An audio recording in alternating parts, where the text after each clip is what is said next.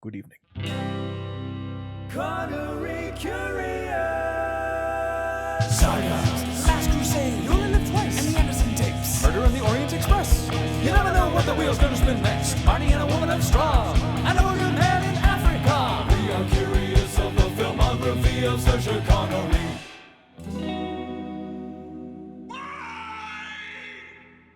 Ladies and gentlemen, the day has finally come.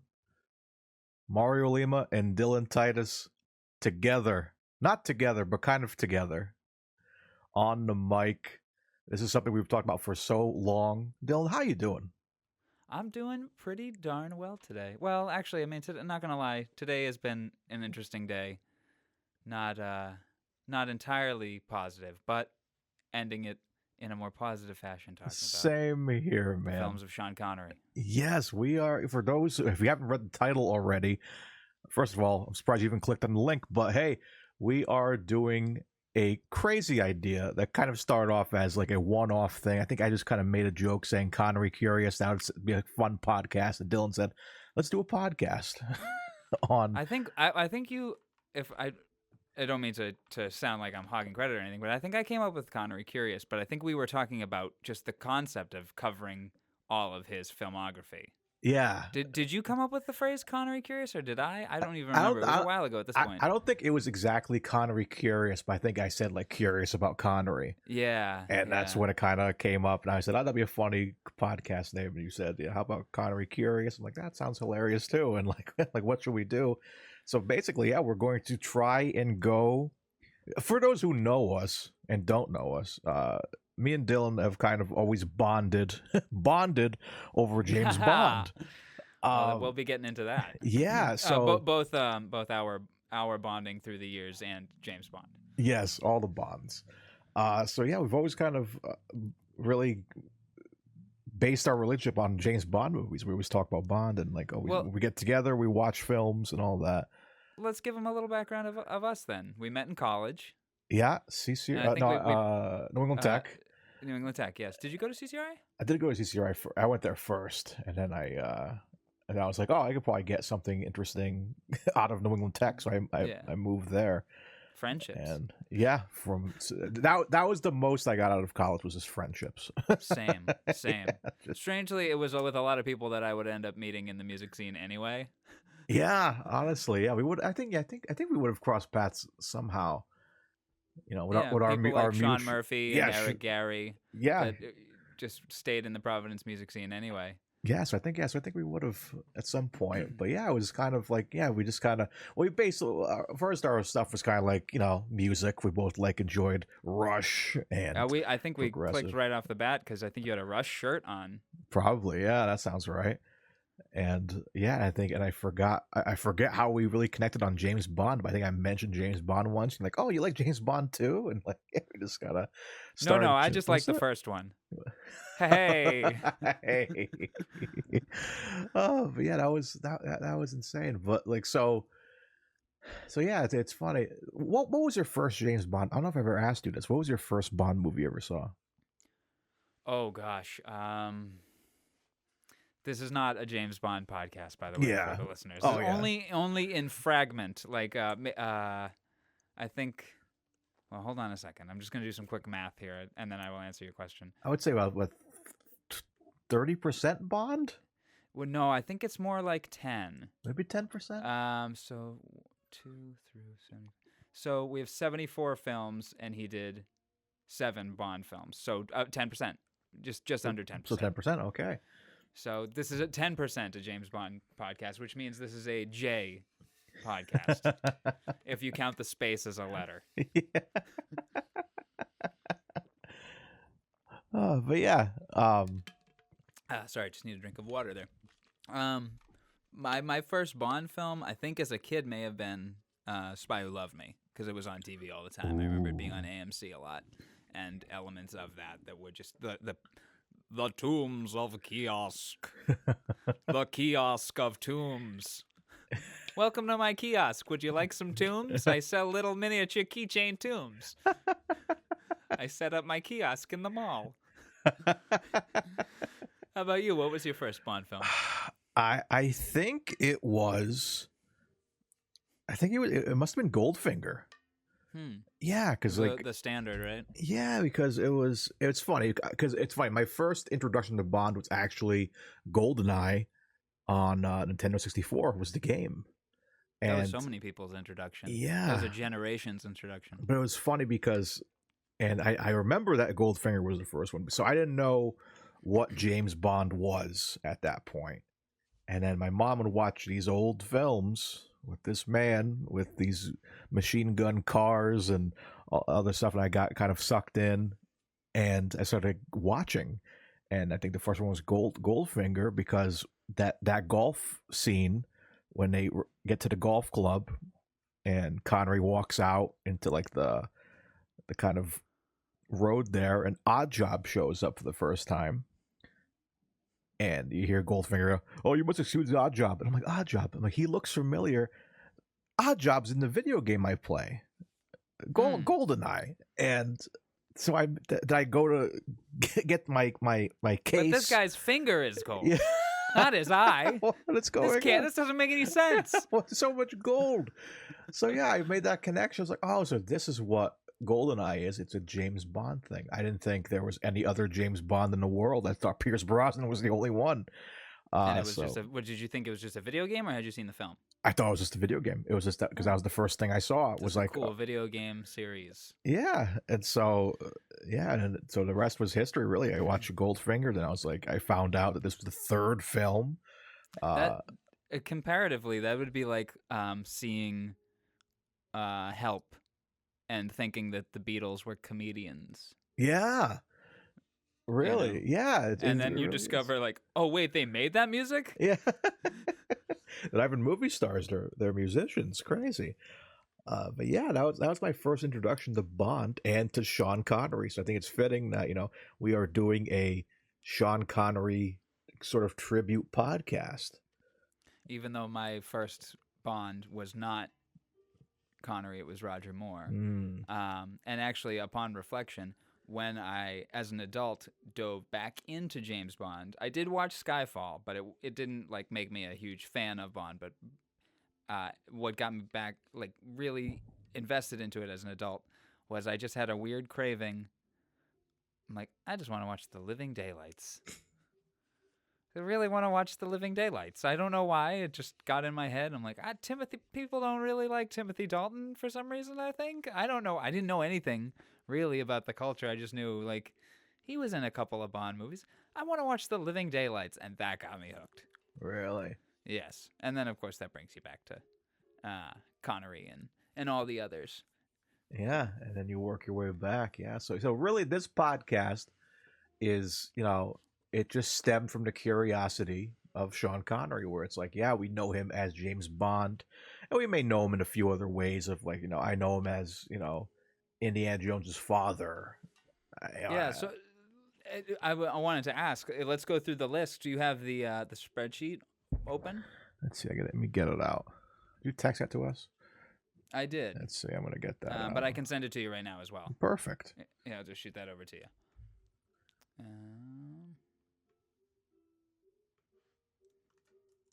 There you go. And I think of this list, because I put together this nice little spreadsheet that I'm still working on, and I've got his whole filmography here, what role he played in it, and I'm trying to fill it out with where to watch. So, for example, some of them I could only really find on eBay. His first film, Lilacs in the Spring, as an extra, can only be found on eBay. Really? And so, little things like that I'll put in, and whether you and I have it. For example, the Bond films, we both have those. Yeah. I put which ones I have on DVD. Which from visiting library book sales recently, I've acquired a few Connery films, which I look forward to digging more into. And when I go to library book sales and I get movies, I usually just throw the recycle the cases and put the DVDs into a big book I have. But the Connery ones I wanted to keep, especially because there's one I've gotten way off whatever topic, but we're still on it. There's a 1993 film called Rising Sun. Oh, where he plays Captain John Connor? Oh my God, is it in the Terminator future? He is a Terminator. Sarah Connor. Come with me if you want to live. There's no S's in that sentence. Stay by my side if you wish to continue living, wish to continue surviving. Only the penitent man will pass. Only the penitent Terminator shall pass. Oh shoot, he's liquid metal. He's passing through everything. Just like this bean burrito is passing through me. I thought you said you were a robot. I never said that. We're going to be doing that a lot, I feel, during this podcast. It's going to be a lot of, like, buckle in. It's going to be a lot of Connery bits. So this 1993 film, Rising Sun, with he and Wesley Snipes, the box is in the other room, but it's one of those bootleg DVD boxes that has a debatable typed premise on the back and such, with many typos, and you wonder, like, is this the plot of this movie? Yeah.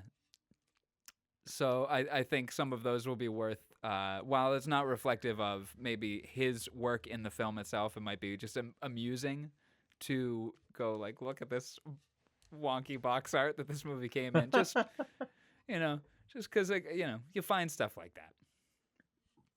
But yeah, going through his films, I think maybe 74 is not actually that much. It wouldn't take us maybe a couple of minutes to go through and say which ones we've seen. Okay. And then maybe how we want to, tackle it. And maybe before we get into that, we'll tell people, curious listeners at home, you curious cats.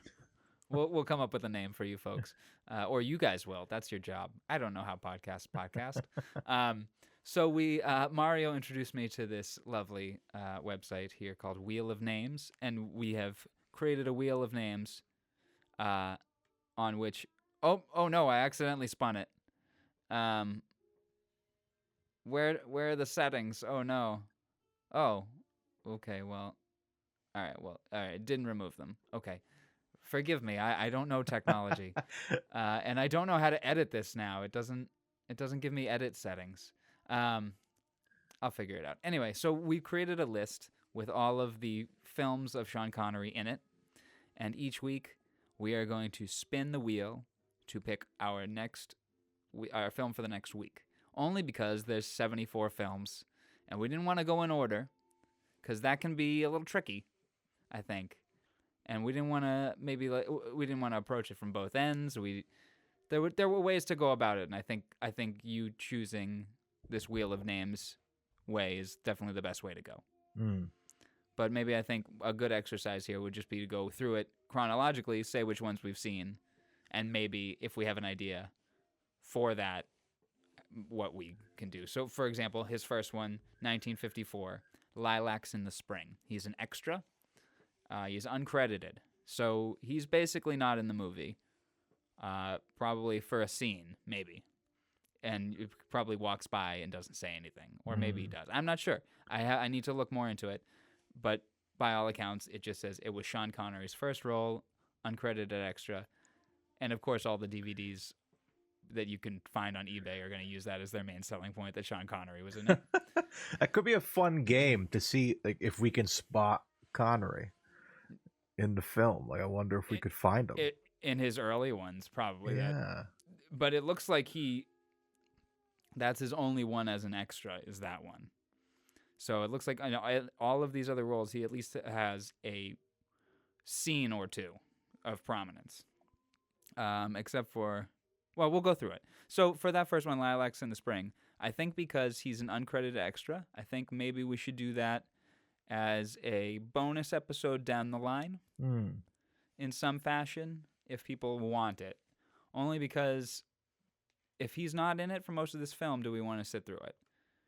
Exactly. Especially, and it's hard to find We'd have to buy it on eBay, which I'm not averse to buying a film, but I think maybe that first one we'll save that for a later date. Okay. You know? Then we've got all from 1954, No Road Back, where he plays Spike. Have you seen that? I have not seen that one. No, neither have I.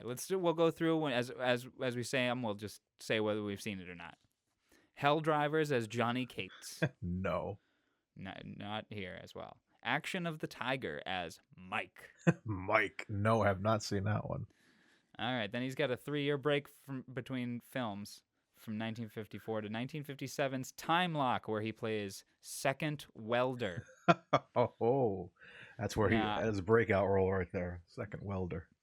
No, but is that going to be basically a cameo role? You know what I mean, or an extra role? Excuse me, not a cameo because he wouldn't have been famous at the time. But you know what I mean. How much time are we going to be investing for 2 minutes of Connery or 30 seconds of Connery? Yeah, exactly. 30 seconds of Connery. 30 seconds.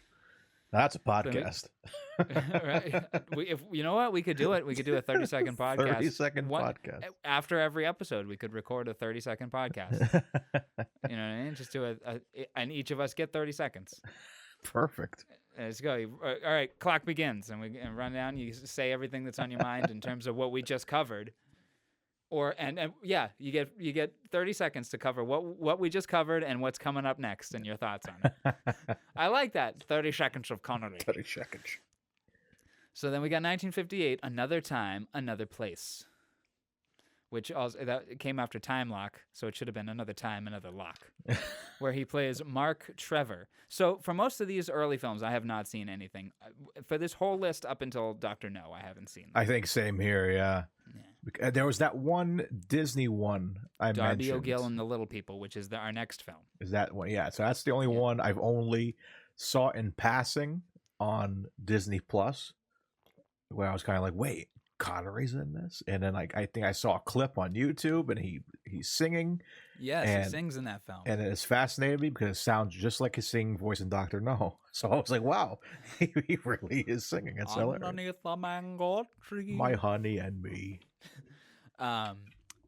If I'm not mistaken, I think that was the film that Dana Broccoli saw that really got her all excited for Connery. Really?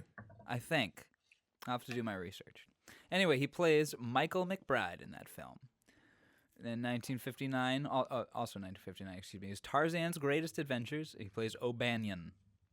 That's 1961, On the Fiddle, Peddler Pasco. Pasco? Yes. The Frightened City. He plays Patty Damien. 1962, The Longest Day. He plays Private Flanagan. And then we get into what we know.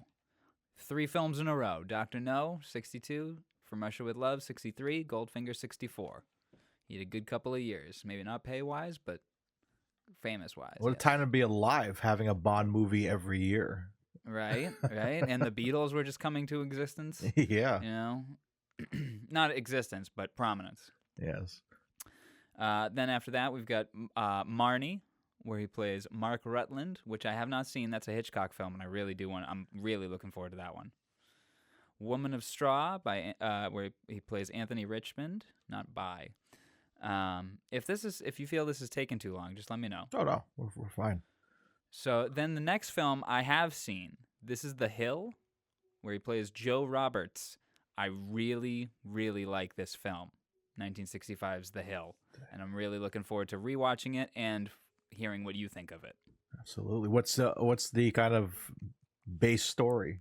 They are in a military camp, and there is a big hill of dirt, and they basically make the prisoners run up and down that hill all day carrying weights, and that's their punishment.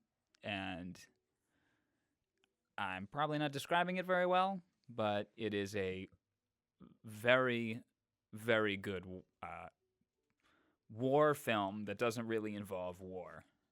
I'm sold. It's a very good film. And like I said, I'm looking forward to rewatching it and hearing what you think. Absolutely. That same year, he did Thunderball. Oh, also, The Hill is in black and white, which I think Marnie is too. Maybe I'm not sure. Maybe I don't know. I have the internet right here. Marnie, black and white.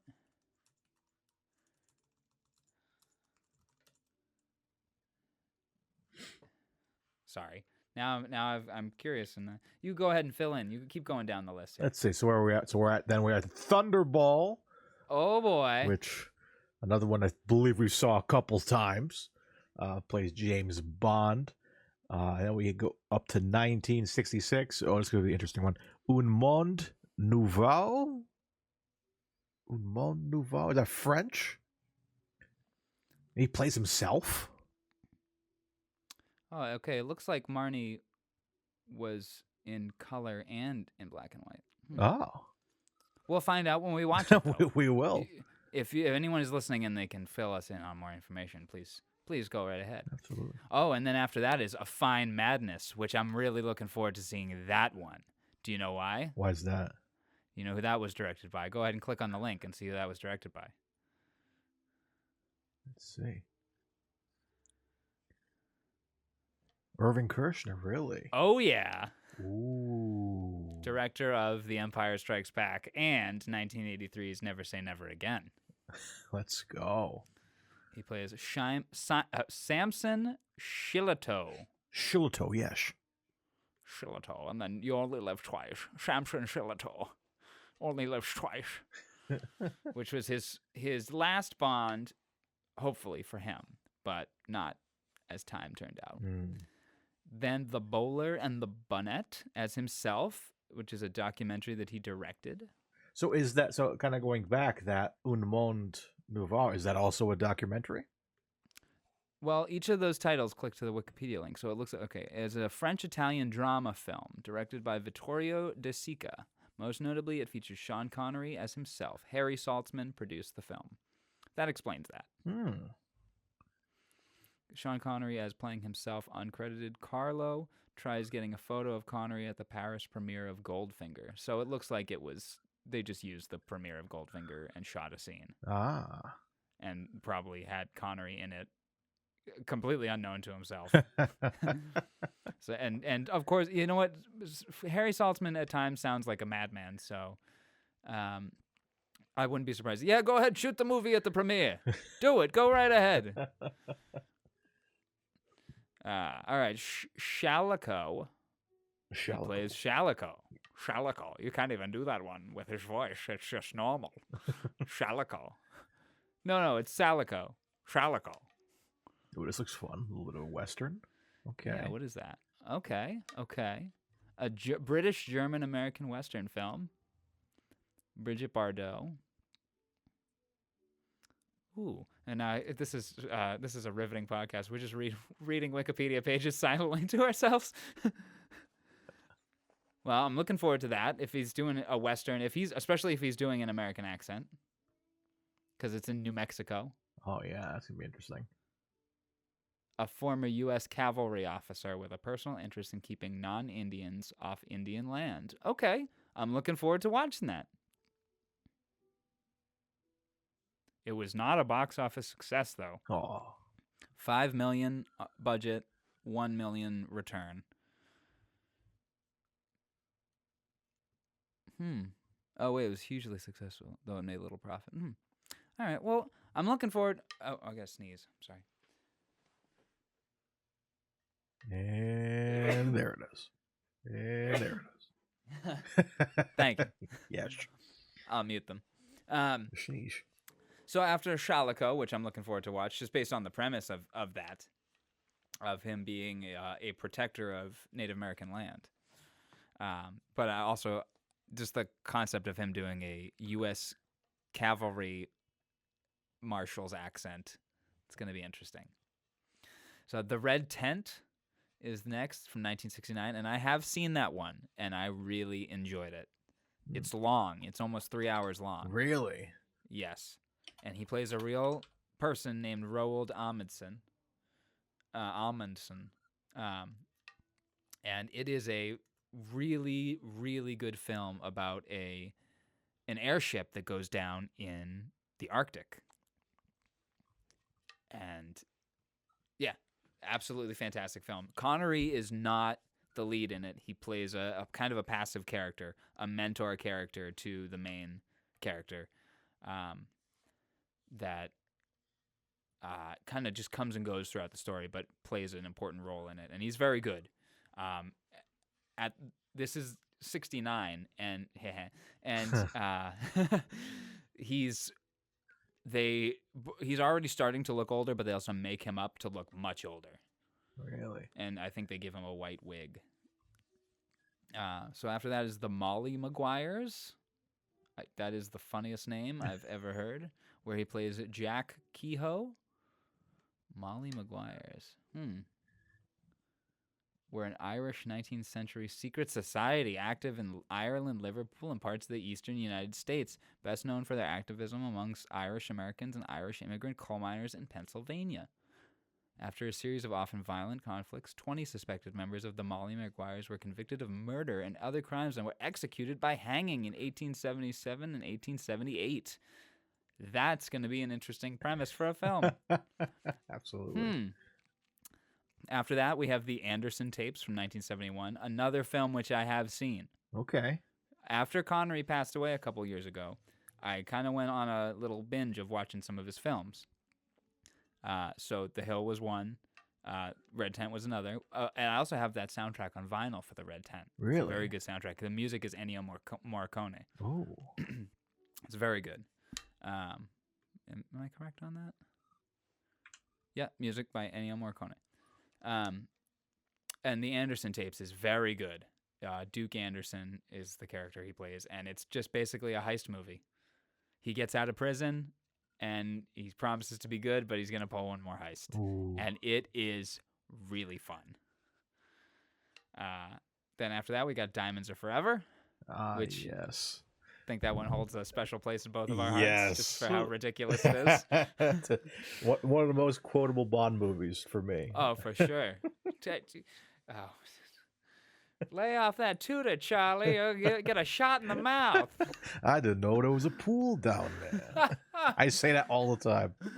Oh, I love that one. I love, and especially the horrible violence implied in it. So, like, you were just gonna toss this woman off a building. I didn't know there was a pool down there. I thought she was gonna splat on the concrete. That's what I was hoping for. I'm a little boy. I'm not saying I advocate for that at all. It's just weird when the movie makes a joke, but it doesn't realize the implications of the joke that it made. You know? Yes. And Diamonds Are Forever, it's all over that film. Yeah. Of not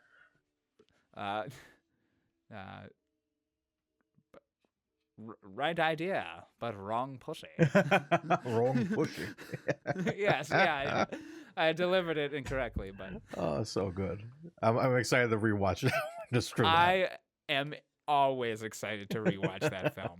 I'm excited to rewatch the Anderson tapes as well, and excited to know what you think about that. And all of these ones that I've seen, I'm excited to know what you think of them. And have you seen any of these that we've gone through? Have I passed any of these? That So only the Bond ones I've hit so far. I'm looking down. There's a few that we're going to get to that I have seen. Yeah. But yeah, I think that's one of the main things about starting this podcast was like I get to like really educate myself on like his other films, because like any casual fan of Connery is going to say, oh, he's James Bond, and maybe they'll mention what do you call it, Leave Extraordinary Gentlemen, maybe. And maybe Indiana Jones 3, maybe. I'm excited to watch League of Extraordinary Gentlemen because I know the reputation that film has. Yeah, I haven't seen it in a while. But that's yeah, I've never seen it. Oh, you never seen it? Ooh. No. Oh, you're in for a time. you're in for a time. a time. I won't tell you what kind of time. Just it will be an amount of time. Well, I have to refresh myself on it because again, I haven't seen it in a while either. But like, I just remember some interesting stuff. But you'll see. You will see. I'm looking forward to it. I've seen bits of it. I like the really weird Mr. Hyde design where it's so top heavy because it is a dude in a suit. I believe that's actually rest in peace Robbie Coltrane of Bond, history. I think it's Robbie Coltrane. Is it? I believe so. Who plays? I don't know if he's in the suit, but I think he voices Dr. Jekyll, Mr. Hyde. I believe. I think I was talking about that. We talked about it on my other podcast, Friggin' Nerds podcast, when Robbie passed away. You know, everyone talked about Hagrid, of course, but I said, hey, he's also Zukowski in 2 Pierce Brosnan films, and he was in that. No, he doesn't. It doesn't look like he's in it. He's not in it? Let me see. No, I'm looking at the Wikipedia page right now, and Jekyll and Hyde is played by Jason Fleming, one person doing both roles. Well, let me see. Okay, I need to see. Let me give a Google here. Oh, I know what it is. Van Helsing. He was Dr. Jekyll in Van Helsing. Which I just watched Yeah, recently. we just talked about it like 2 weeks ago, yeah. Yeah, Nicole had never seen it, and it was a... Wait, The London Assignment. What? Van Helsing, The London Assignment? Is an action horror animated short film. Ooh. Featuring the voices of Hugh Jackman, Tress MacNeille, Robbie Coltrane, and David Wenham. The London Assignment is an animated prequel to the 2004 motion picture. It tells the events before the film. Nice. Oh, I need to watch that. Welcome to Helsing Curious. Yeah, right. Van Curious. Van Curious. You got to get Van Curious before you can get Van Wilder. Yeah, it's exactly. Which is our other podcast. Van Curious, then you get Van Interested, then you get Van Into It, you know? Then you get Van a little too into it, then you get Van You're Addicted. You got a problem. Then you got Van what? Oh, Wilder. And then Victor Van Doom. Yeah, Victor Van Wild, Victor Van Wilder, Victor Van Doomed. Victor Van, damn it. Come on, again? All right, next we have España Campo de Golf. The golf. Spanish golf camp. Golf camp of Spain. He plays himself. Interesting. It's a short film. Oh, well, that isn't helpful. It just went... Oh, it doesn't have a Wikipedia page. I just clicked on the Wikipedia page for short film. All right. Then after that, we have The Offense, 1972. Detective Sergeant Johnson. Well, is he Detective Sergeant or is his name Sergeant Johnson? Sergeant Johnson. Either way, his name is Sergeant Johnson. Anyway, that one I'm really looking forward to watch. That's when he made Diamonds Are Forever, he made it with the condition that he make 2 other films as well of his choosing, and The Offense was one of them. And I don't think the second one was ever made. Really? But that is directed by Sidney Lumet, one of the great film directors of all time.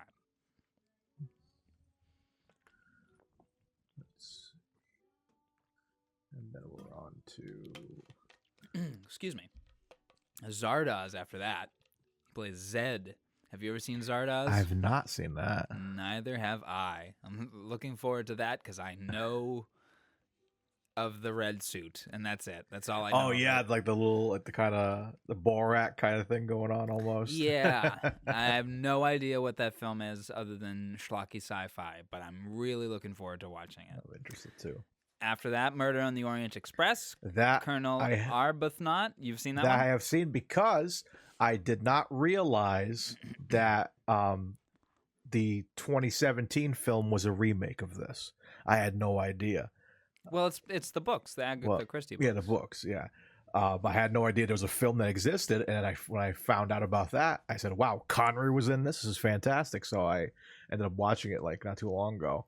I think like a couple of years ago I watched it. But yeah, super interested to see this again. Because like again, I only saw it once. And I'm looking forward to it. Yeah. I love a good whodunit.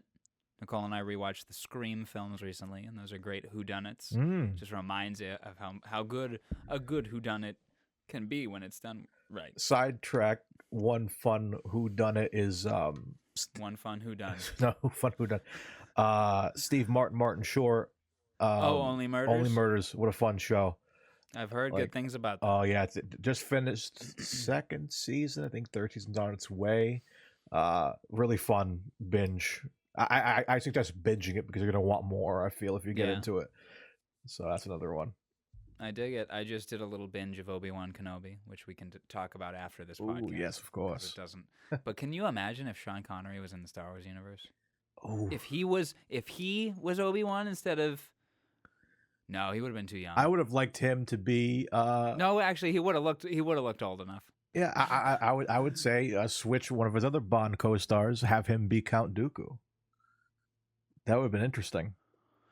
I think it would have been interesting, but I think that he wouldn't. I think he was at the point where he wasn't getting stuff, and wasn't that the reason why he did League of Extraordinary Gentlemen? Because he had turned down Lord of the Rings, he had turned down The Matrix because he didn't understand them, and I think he would have turned down Star Wars at that point because he didn't understand it. But if you get Connery in 1977, maybe hurting for work a little bit, you know, not that he was ever really hurting for work, but Zardoz is 1974. Oh man, yeah. So we got to wonder what his. Yeah, but I don't know. We'll find out as we watch these things. I think he would have, who he would have played would have been Tarkin. Ooh, Tarkin would have been cool. Yeah, or Darth Vader would have been a completely different character because it would have been Connery. Oh yeah, man, him and it would have been a twist at the time you cast because there's no actors that are his age in 1976. Yeah. So you would get him as either the mentor or the villain, and if he's too young to be the Tarkin character, or they want to stick with Peter Cushing, David Prowse technically wasn't anybody at that point in comparison, so they would have put him in the Darth Vader suit and taken the mask off. Because he's like, no way am I acting behind a mask. Commander, tear the ship apart until you found those plans and bring me the passengers. I want them alive. See, now I want that now. Now I want to see that. I do too. Well, Darth Vader is entirely voiced by James Earl Jones AI at this point, so can we just get Connery? Yeah, give us some Connery. I'm sure we have enough clean audio of him talking, so we can just have him say anything. I'm into it. Greetings, Dylan and Mario. It's an honor to be on your podcast finally. Oh, Mr. Connery. I've listened to it every day beyond the grave. Good to hear from you, Mr. Connery. What? I can't hear you. I'm still very old. This is the All right. slash into 7. Slash into 74. 74, Ransom. Ransom, where he plays Nils Talvik. I've never seen Ransom. Me either, no. Now we're in 1975, The Dream Factory. It's a documentary. He plays himself. The Wind and the Lion. He plays Mullah Ahmed Iraisuni. Mulai? I'm not even going to try that a third time. Mulai sounds right, I feel. But The Wind and the Lion is one that I picked up at library book sale recently. A 1975 American epic adventure film. Loosely based on the real-life Perdicaris affair of 1904, the kidnapping of Greek-American Ion Hanford Perdicaris and his stepson, a British subject, by bandits. Okay. And it's directed by John Milius, another great screenwriter and director. Okay. All right. And then Robin and Marion plays Robin Hood, 1976. The Next Man. Oh, wait, you jump over that 75 one? Oh, The Man Who Would Be King. Yes, The Man Who Would Be King. That's the one you told me about. Yes. Yeah, that's the one. With Michael Caine and Sean Connery that looks pretty fun. Yeah, I'm really curious about that because I first heard about it several weeks ago too from one of our mutual favorite podcasters, Matt Gorley. Talked about it on the Conan O'Brien podcast, and I was like, I'm like, what is this? Because they brought up what's like a Sean Connery, Michael Caine film. I'm like, that sounds like a fun time. Let me look it up, and I saw a trailer on YouTube, and this one looks like a blast. So this is one on the list. I'm really excited to see for the first time. Christopher Plummer as Rudyard Kipling. Excuse me. That's very interesting. The film follows two rogue ex-soldiers, former non-commissioned officers in the British Army who set off from late 19th century British India in search of adventure and end up in faraway Kafiristan, where one is taken for a god and made their king. This sounds like a blast. Yeah, I can't wait. And the two of them together. That's got to be a great combination. Yeah, two of the most iconic voices of all time. Right? Connery and Michael Caine. I'm not even going to attempt a Michael Caine. I'll follow all over that one. Is this your first day on the job? He ain't got a name tag. he was my favorite Bond. Mike Caine in Goldmember is one of the best Bond performances ever of all time. Oh yes, he's fantastic in that film. Yeah. Good Lord, you're a tripod. Now, if you have an issue, here's a tissue. Shat on a turtle. All right, Robin and Marion, he plays Robin Hood. The Next Man, I'm not even going to attempt that name. A Bridge Too Far, Major General Roy Urquhart. I have A Bridge Too Far, and I have it on Blu-ray. I got to change that. Yeah, this is a movie I hear about all the time and never have gotten to see it. So this is another one I'm like really curious to see as well. Connery curious, if you will. I've owned this on Blu-ray for 10 years, maybe. Really? More than that, probably. I remember buying it at a BJ's with my dad. And it was like a 2-pack of movies. It had something and A Bridge Too Far. And I still have it, and I have never watched it, and I'm really looking forward to it, because that's another film with a stacked cast. Look at the cast on Wikipedia there. James Caan, Michael Caine, Sean Connery, Edward Fox, Elliot Gould, Anthony Hopkins, Gene Hackman, Laurence Olivier, Ryan O'Neal, Robert Redford. Wow. Like, so many British and American cast. John Ratzenberger is in it. Oh my God. So 2 Connery and Michael Caine's back to back. That's really fun. Richard Attenborough. Yeah, 2 of them. 2 years apart. A couple of years, yeah. The First Great Train Robbery. I've never seen this one. He plays Edward Pierce. Meteor. He plays Dr. Paul Bradley. 1979 feels like it's going to be taken off the success of Star Wars. Sean Connery and Natalie Wood, which he worked with her younger sister 8 years before in Diamonds Are Forever. Lana Wood. 1979, Cuba. Robert Dapes. Robert Dapes. 1981, Outland. So we took a year off in 1980, it seems, from film. 1981, Outland, which I had from the library once, and I watched about 10 minutes of it, and then I couldn't watch any more for some reason. And I never finished it. I think it was because it was boring. I'm not going to lie, but I'm going to come back to it for this podcast, obviously. And I think on that subject of being bored by a film, I think I'm just going to power through any film for this podcast for that purpose. Like, okay, I couldn't do Outland before, but you know what? I'm going to power through it now. But I think if there's ever a film that both you and I just can't seem to power through, I think it's safe that we just call it. Be like, hey, I know last week we said we would do, Ransom, but we both got 35 minutes into Ransom and we just could not stand it anymore. So, in the same way, like when you're watching a horror movie, like, okay, this isn't gonna get any less scary or gory or gross. Like, all right, I can turn it off now. Exactly. All right, Time Bandits. Have you seen Time Bandits? I've not seen Time Bandits at all. I've watched the first 20 minutes of Time Bandits as well, and I think that was just me falling asleep thing. Because it's very interesting. It's Terry Gilliam. So it's an interesting, all over the place kind of weird film. So I didn't not continue it out of lack of interest. I think it was just timing. 1982, Goal. It's a narrator, and it is a documentary about the FIFA World Cup in 1982 held in Spain. Wow. Now, do we want to watch that? Are you a soccer person? I am, yeah.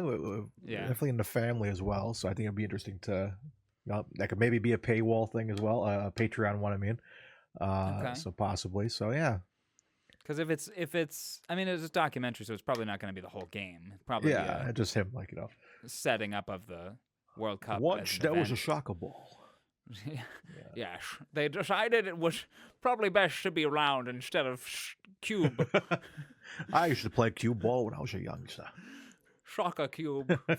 Foot cube didn't really do much for the children, and you just ended up breaking your toes. We play with steel bricks, you see. Yes, it was only just 3 years ago we figured we'd make the balls rubber. Then they call it rubber ball. Rubber sphere. Rubber square. Rubber cube. Rummy cube. Then we all just went inside and played Rummy cube. All right, 5 days, one summer, as opposed to 500 days of summer. Just 5 days in one summer. It's 100 times less summer than Mark Webb's film of the same name. He plays Douglas Meredith. Wrong is right. He plays Patrick Hale. Sean Connery's Edinburgh. He plays himself. It's a short documentary. I think that might be another one, maybe for the. We'll figure it out. We'll figure it out when we come to it. Exactly. You know? We'll take a look and we'll see how easy it is to find some of these things. Then I'm excited for this one. Never Say Never Again. Never Say Never Again. I like this movie. You like this movie? I have to revisit it because I remember, it's one of those weird ones that you forget exists, and it's interesting. I am interested to maybe we make an exception, and we try to do Thunderball and Never Say Never Again back to back together. Yeah, I'm down for that. I'm like totally just to like get those two reviewed. Because they're so similar. It's the same story. Yeah, it's basically it's a retelling of Thunderball in a way. So yeah, I'm interested to see how that compares back to back. Same. Let's do that. I'm very down for that. So if I watch our first spin, it'll be Thunderball. Yeah. So all right. So in that scenario, if we get Never Say Never Again, do we do Thunderball first? Or do we do? Because I think it's probably best that we do Thunderball first. I think so. I think it's because you're getting a comparison of where he was at Thunderball and where he was at Never Say Never Again, and just performance wise how different it is. So I think it makes sense to kind of go before than after. Okay, so even if we spin and get Never Say Never Again, we'll start with Thunderball. Yeah, I dig it. All right. And for those of you in the audience that are not aware, Never Say Never Again is a film that is an unofficial James Bond film made with holding the rights to one story, the story of Thunderball. And we'll get more into the legal stuff of that when it comes to that episode. But a certain person had legal rights to one story being Thunderball, and they could make that film. And so this person went off and made that film. Totally unconnected to the Broccoli family that was making the James Bond films for years, and continued to this day. So, anyway, that is why we're going to watch them together, because they are essentially the same story. All right, moving on. 1984, Sword of the Valiant. He plays the Green Knight. Never seen that. Neither have I. Highlander, 1986. Have you seen that? No, only another one I've heard about for years. Just never got around to seeing it. Yeah, I only know it as a cultural reference. Yeah, same. He plays Juan Sanchez Villa-Lobos Ramirez. I'm sure that won't be problematic in the slightest. 1986, The Name of the Rose. William of Baskerville. Not seen. 1987, The Untouchables, which I have not seen, but I've heard it's great. Same. Yeah, I have not seen it. Heard it's great. Plays Jim Malone. 1988, The Presidio, Lieutenant Colonel Alan Caldwell, which is a film he's in with Mark Harmon. And I know that because I didn't buy it at the library book sale. I don't know why I didn't buy it, but it must have been because it's on a streaming service. Memories of Me, 1988. Himself, an uncredited cameo. Citation needed. So maybe that will be another behind the... or we'll figure out what to do with it at a later time. And then your favorite here. Is it your favorite? It's my favorite Indiana Jones movie. Is your favorite Connery film? Not my favorite Connery, no. But No. my favorite indie movie. It's Yeah. one of those where it's like, if I'm watching it, I always fast forward to when we finally see Connery, because I think it's like a good 45 minutes to an hour before you see it's Connery. the reveal in the castle. Yeah, so it's one of those, because I mean the whole movie's great, but like just fast forwarding up to that, like that's when the fun begins. It's like it's and he's in the beginning. You just don't see him. yeah. So it's You hear him. Yeah, you hear him a little bit. So so that just always it's always a ton of fun to watch that movie, and I'm excited to see it again because it's one of those unlikely partnerships almost. Like Harrison Ford, you never would guess Harrison Ford and Connery do something together. I feel Right. So and they work so perfectly. yeah, it's like they really do. insane how good it was. Even though the accents are so different, I still believe that's his father. Well, you know what I believe, and I think they set it up in the story, is that he married an American woman. Which works And out. That's who Indy's mother was, and kind of gives it like of course this man with an accent would be instilling in his American son that doesn't have an accent to learn other languages, because his first scene is like, count to this in Latin, right? Yeah. Am I right? Yeah, I think or, so. Or what? Name the saints in Latin or something. I forget what it is, but Yeah. the first thing he does when he runs in the house, he's all excited and he's like, "Say this," and he starts repeating it, and he's like, "Now do it in Latin." Yeah, so that makes sense there. All right, Family Business, Jesse McCullen. Then we move to 1990, The Hunt for Red October. I love that movie. I've only seen it once, and I saw it last year, but good God, it was fantastic. I've seen it quite a few times. It's one of those movies, for some reason, it doesn't really anymore, but it used to always come up on AMC during like Thanksgiving and Christmas. I don't know why. But It's a cozy movie for sure. yeah, so like that's one I haven't seen it in a long time, so I'm excited to see that again. It's the low red lights, red and blue lights, the kind of cramped atmosphere. It's kind of cozy. It's got a coziness to it. Yeah. All right, 1990, The Russia House. 2 films about Russia. Looks like Barley Blair. Never. 1991, Highlander 2, The Quickening. And Robin Hood, Prince of Thieves. He plays King Richard the Lionheart. Uncredited cameo. What? Okay, no, we're gonna watch that because I think he's in that for more time than an uncredited cameo. Yeah, he's got to be. Yeah, that's a big movie. All right, Medicine Man. I remember trying to watch this film. Again, I don't think it was very good. I think some of these we may have to watch together. Like, even if it's just over Zoom, just watching them together to just bounce off each other and be like, hey, you're not enjoying this either, right? like, I'm not crazy for not liking We need this. assurance. Yeah. Rising Sun, 1993. That's the one I was saying. It was with Wesley Snipes. He plays Captain John Connor. Yep. 1994, A Good Man in Africa, Dr. Alex Murray.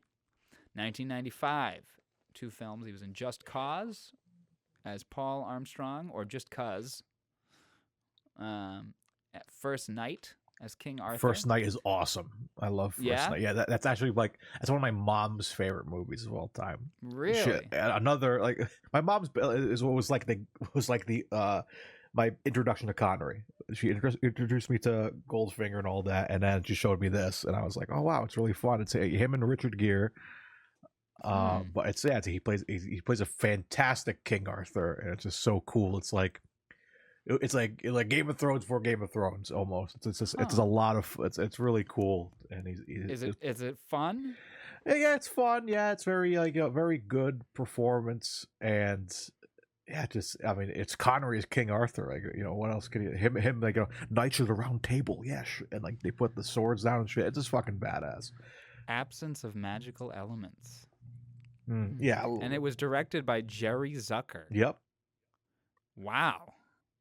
Who did Airplane and Top Secret and Naked Gun 1 and Rat Race and Ghost? What?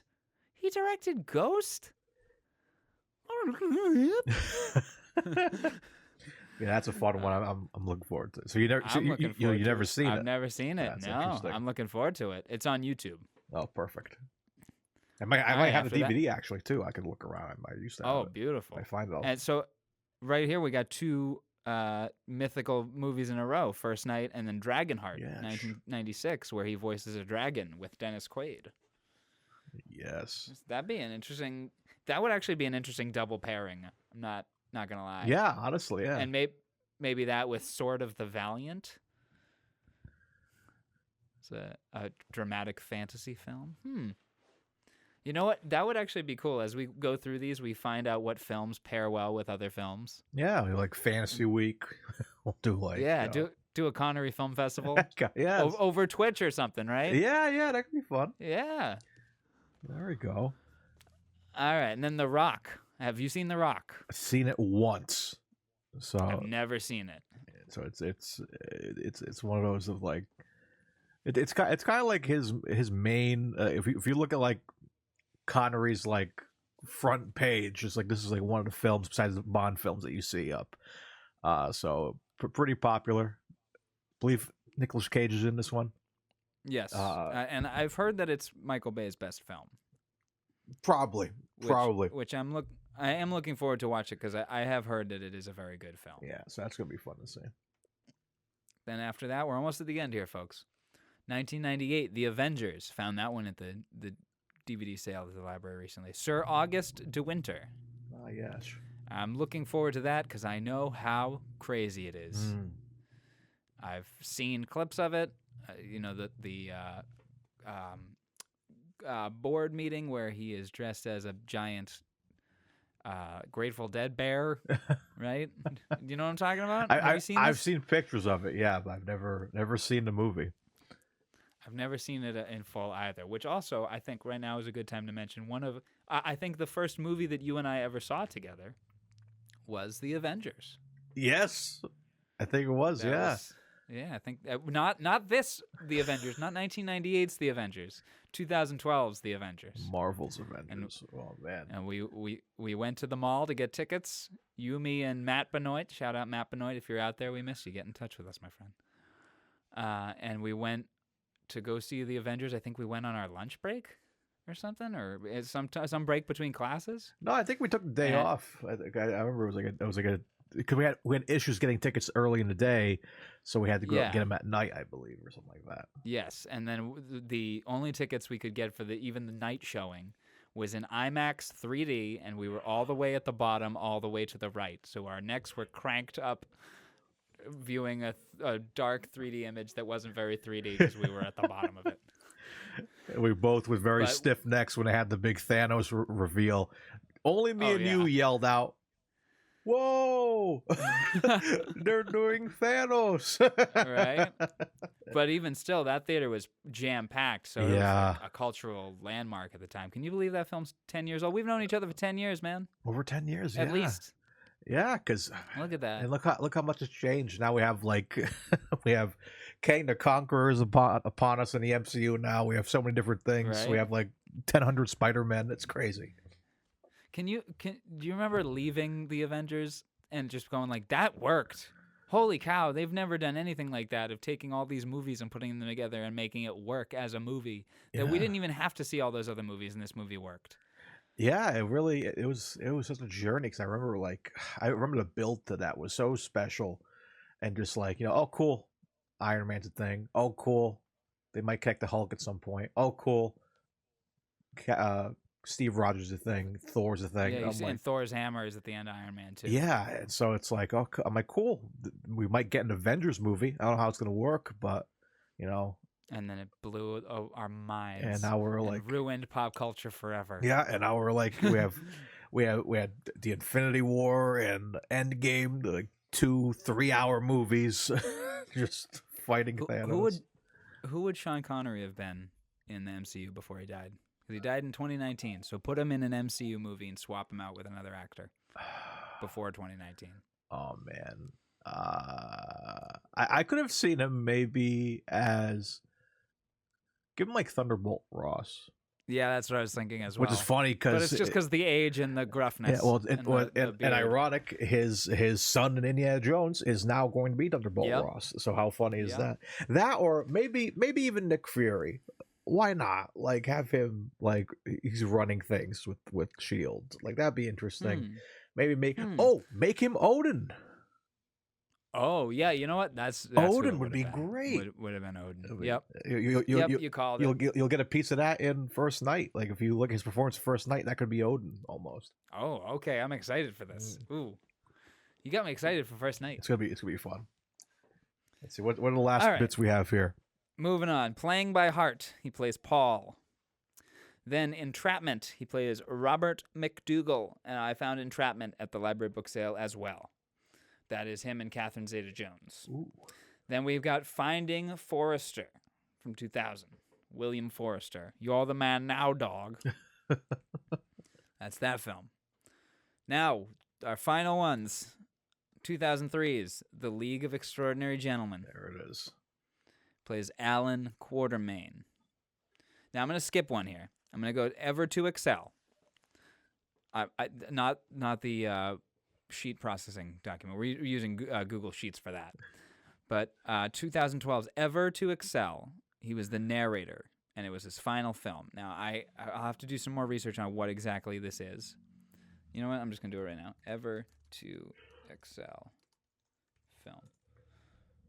The history and development of St. Andrews University, Scotland, on the occasion of its 600th anniversary, and the story of how its graduates have shaped the modern world.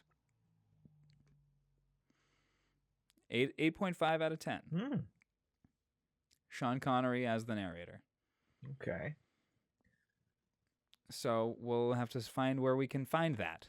It's 80 minutes long. All right. Now, the reason I skipped that is because I want to talk about this one, and this might be the film of which I am most excited to talk about. Like, this is the reason why I thought we should do a Sean Connery podcast. Like, whoever came up with the idea, whether it was you or me, whatever it was, my brain just went, we can talk about Sir Billy. Sir Billy. Sir Billy. 2012's Sir Billy, the last starring role of Sean Connery, also known as Guardian of the Highlands. It's a 2012 British computer-animated adventure comedy film. Oh. Now, this comes the same year as Skyfall and the Avengers. Yeah. So he could have made some appearance or something in Skyfall. I know that would have sucked. It would have kind of brought down, but it would have made it better. They want him to be the guy at the ranch, right? The gameskeeper, yes. right? Yes. Yeah. Kincaid. I'm sure that idea was floated for 15 minutes and then instantly just dropped down. But it would have been infinitely more societally acceptable, culturally acceptable than whatever this film is. But I am so excited to watch Sir Billy. I think you and I should watch it together. Words cannot describe how excited I am for this movie, man. Watch this be the first film. This is it's a CGI film. The film is Scotland's first CGI animated film. So when you watch it, I don't know if it's representative of like how much they care about creating CGI over there at the time, or I don't know. Forgive me, I didn't mean to lose the plot completely, but I am just so interested in watching this movie, man. Sean Connery as Sir Billy, Alan Cumming as Gordon the Goat. Those are the only names in it, really. There's other actors, but they're all Scottish actors, but no names that you and I would know. On Rotten Tomatoes, the film holds an approval rating of 0%. Wow. Film has a weighted score on Metacritic of 17. a few in-jokes referencing Connery's past role as Bond, such as a title sequence featuring a Shirley Bassey song that pastiches Bond themes. I An ignominious end to Connery's career, even compared to his previous film, The League of Extraordinary Gentlemen. The CG is the ugliest that I have ever seen. So this is just from Wikipedia, and that's not a source to be taken as gospel. But music by Shirley Bassey? What? really. Yeah. Oh my God. I need to find out everything about this film. Connery had retired in 2006, but joined the film's cast as a favor to the Hartmans, who made the film. He joined us as a favor. The budget of this film is 15 million euros. Its box office was $15,000. I'm sorry, I didn't mean to go so off the ranch here with this one, but I'm just so excited to watch this film. I'm very curious. This is the reason why this podcast exists, is to get to Sir Billy. Like, that film has fascinated me for 10 years, and I've never watched it. I'm like scared to, you know? It's an undertaking, and I feel like I need to watch it with a friend. I think we need to be together for this, and yeah, it's with our luck, it will be the first spin. maybe even record a commentary track. I think after we watch it, if we're going to do a commentary track, we need to get acquainted with it. Yeah, we'll first be and know, laughing like, too hard or whatever the first Yeah. time. This is where this pothole in the road is. Yeah. We'll point it out after we've hit it already. But man, yeah, there it is. Those are the films. So like, yeah, I think this is it was a good thing we decided not to go in order, because there's something. I think it would have been painful. Yeah, so I think definitely going through it, you never know what you're going to get, and all that. So yeah, we have at least, you guys have 75 episodes with us, at least, maybe a little under 74. Let's call it conservatively 70. 70, because we do have a few that we might make Patreon exclusive, which we'll get information on that, once this ball As we starts work it rolling. out. Yeah. Yeah. And another good thing about going in random order that way is you and I are big fans of the Bond films, and this is our way of hopefully spreading those out, so we don't just blow our Bond load, Exactly. for lack of a better term, and just not have any fun Bond films to watch anymore. Like, even like I would be like, oh, we still have Never Say Never Again, but then after that we have so many films to get through that we still have 25 films to get through after that. Yeah, the gap between we have 71 to 83. 83, 12 years worth of films. Yeah, so I think this works out great, and we'll definitely 20 films between. Yeah, so that's it. I like man. this. So all right, So- man. So I think it's I think- time for the You think it's time? the first wheel spin of Connery Curious. Yes. I just want to let me just try and reload this, because I want to. Okay, I'm in the right spot. Because the link that I put in here, I'm gonna change that. I want to. I can't edit that one, so let me reopen it and customize. After spin, display the remove button. Okay. All right. I'm just making sure it's all good. All right. Do you have it open? Let's see. Or I can spin it. I'll spin it if you want me to. Yeah, I'll have you spin it. All right. Are we ready? I think Connery Nation is ready. I'm going to turn the speaker up so they can hear the sound. It makes.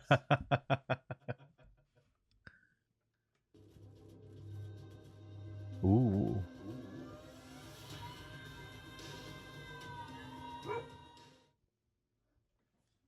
And then a little dog bark at the end.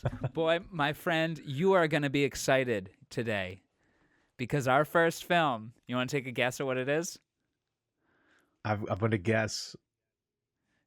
You're going to be excited about it. I'm gonna guess it's either indie or a Bond film. Nope, neither. Ooh. It's The Man Who Would Be King. Oh, yes, that's a good one to start with. Right? We were talking about how excited we were for that one. You told me how excited you were for it, and I watched the trailer. I got excited. And Christopher Plummer, Michael Caine, and Sean Connery. It's going to be a fun ride. Yes, excellent. The Man Who Would Be King is our first film. All right. Alrighty. So, what do we want to do? We want to do this weekly? So yeah, I think this is going to be a weekly podcast for those subscribed here. Share with your friends, of course. So yeah, I think every week we'll be dropping a review for these films.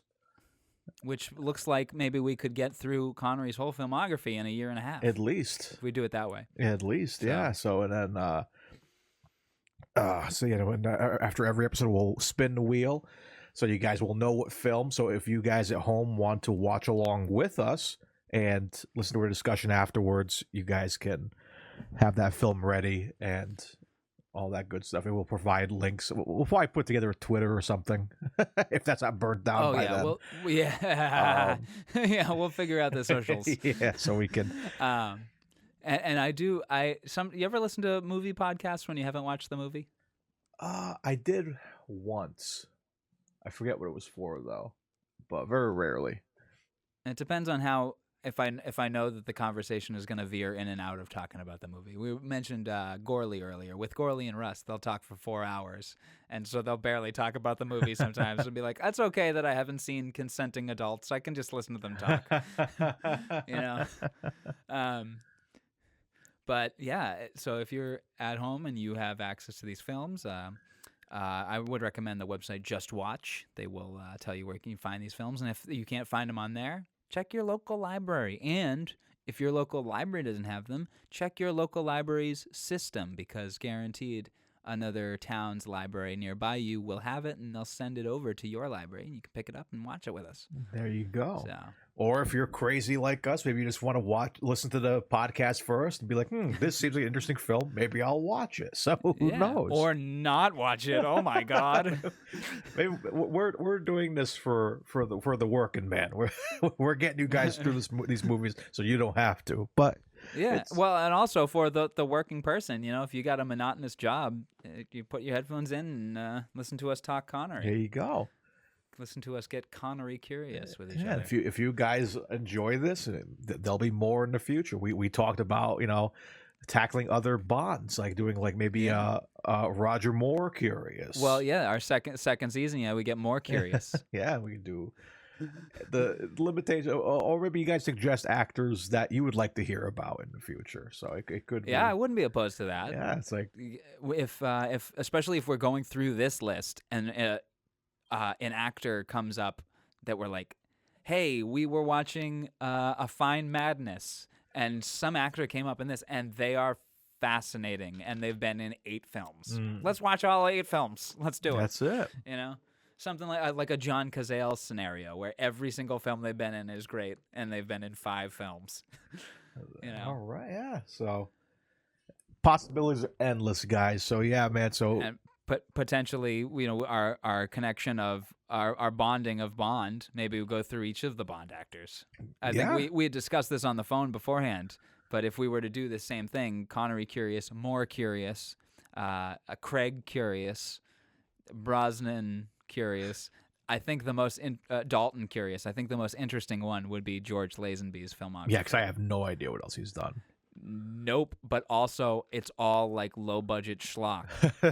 So can you imagine how fun it would be? It would be like an episode of Red Letter Media where they just watch the craziest stuff ever, but all of them have George Lazenby. Yeah. I'm not saying I want to be like Red Letter Media. I do love their stuff, but in the sense of not copying a format, but just watching some. Welcome back to Lazenby Curious, where we haven't watched a good movie in 18 weeks.